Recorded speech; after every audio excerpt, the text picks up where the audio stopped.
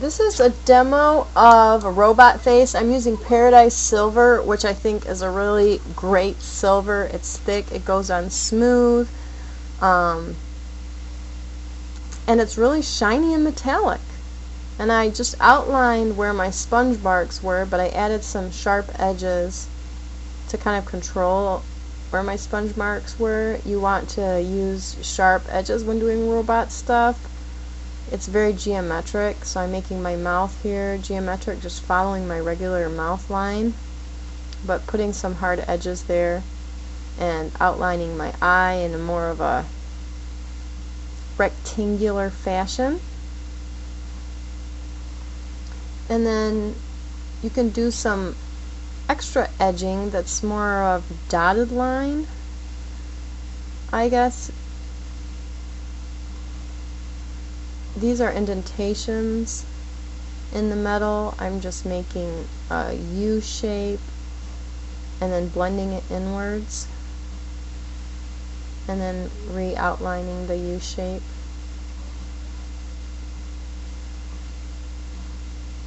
If you make a straight line and then put little dashes like a ruler, you know, some are big for the inches and for the whatever, quarter inches, it kind of gives a metal reflection look.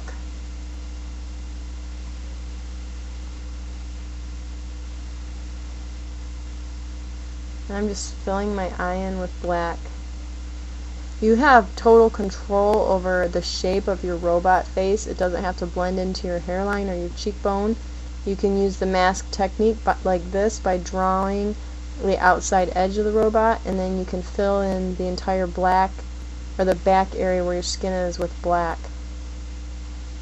And it'll look like this metal mask is just hanging out in a dark shadow, or you could put behind that mask red muscle tissue, so it looks like there's a metal mask seared onto some fresh muscles. I mean, the possibilities are endless. So I did some more of those measuring tape lines. I think I saw a picture Kurt Drake did. Kurt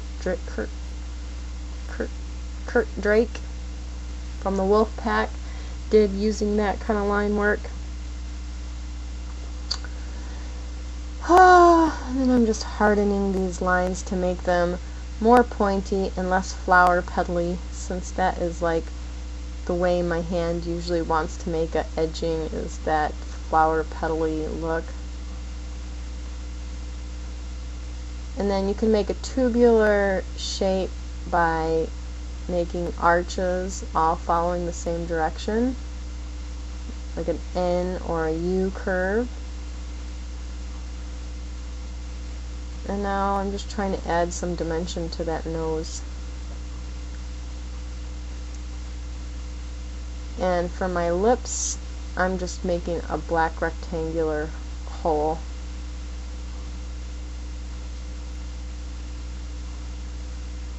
I've never done this face before. This is just all playing. And so when you watch other people's videos, it's a great idea to just watch them, and parts of what you're seeing is going to get stuck in your head. And so when you do your design, it doesn't have to be an exact duplicate. You can vary where you put things and everything, but just some of the basic techniques you can use again. Like when I saw Kurt Drake's, I noticed how he did that measuring tape sort of line. So this is a different face, but it's got some of that line work, or the dotted lines. It gives a metallic reflection look.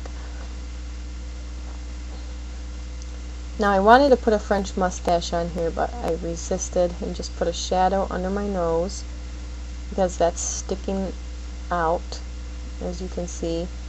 And it looks like I resorted to the scary nostril that I love so much. It adds to the bird shape of my nose.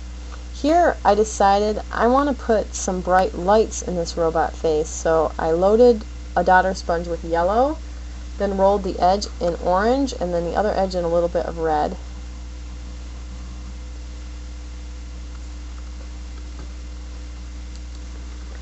And I placed polka dots all down the center of my face. When I started this design, I didn't think about extending it, but it sure looked like it could use some color.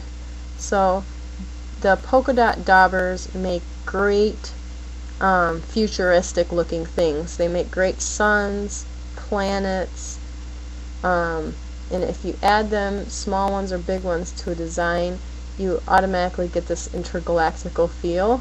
So I thought this would be good for my robot face.